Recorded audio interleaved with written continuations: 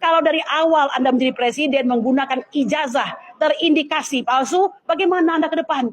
Bukankah semua akibat perbuatan hukum Anda itu menjadi palsu? Ya kan, bekerja sama dengan orang luar palsu, membuat hutang palsu, Anda memimpin palsu. Saudara-saudaraku sekalian, ada yang menarik, yaitu apa yang disampaikan oleh pendukung Jokowi sendiri, orang yang akademisi, ya, juga berbasic ilmu pengetahuan, Mas Ikrar Nusa Bakti, pasti sudah mendengar semua ya. Dia mengatakan, ini pendukung loh, pendukung berat. Jadi coba bayangkan apa yang terjadi hari ini, bahwa yang menggugat itu bukan kita yang berseberangan dengan beliau, tapi teman-temannya, orang yang sudah mendukungnya pun sedemikian rupa. Apa katanya, bahwa sebenarnya intinya Jokowi ini sudah merusak demokrasi, ya, membuat rusak generasi. Kenapa? Memprodak-prodakan semuanya, ya. Beliau itu kan seharusnya bertindak sebagai seorang presiden yang di dalam dirinya melekat tugas pemerintahan dan tugas sebagai negara. Tapi dia merasa sebagai seorang raja, raja Jawa, ya. Tapi ternyata bukan raja Jawa, raja Nusantara. Seluruh Nusantara ingin dikuasai. Ya, kita sudah melihat contohnya kan bagaimana maaf saya harus masuk ke dalam itu ya. Bagaimana akhirnya dinasti keluarga itu akhirnya tampak juga dalam namanya sidang MK untuk memutuskan soal usia. Bagaimana ini sudah sangat serius masuk ke dalam itu gitu. Dan akhirnya jenderal-jenderal yang berpikir juga yang selama ini mungkin tidak berani untuk mengungkapkan, akhirnya berpikir ini ada yang salah ini. Kapan lagi akan dirubah kalau bukan saat ini?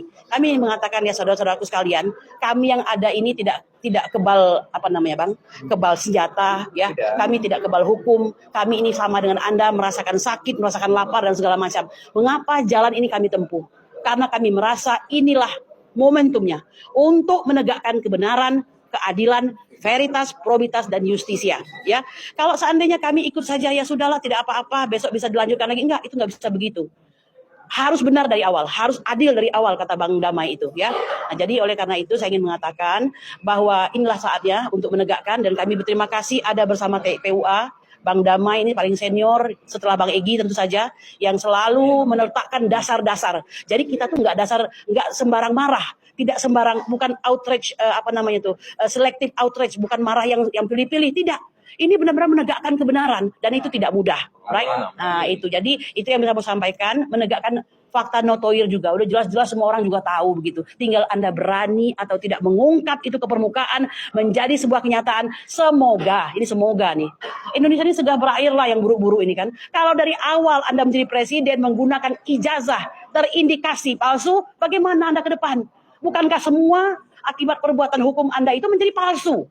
Ya kan, bekerja sama dengan orang luar palsu, membuat hutang palsu, Anda memimpin palsu, belum lagi aturan yang merugikan semua bangsa ini seperti Omnibus Law, ya, Undang-Undang Minerba, semua terasa merugikan. Apakah ini diakibatkan karena kepalsuan? Terima kasih. Assalamualaikum warahmatullahi wabarakatuh.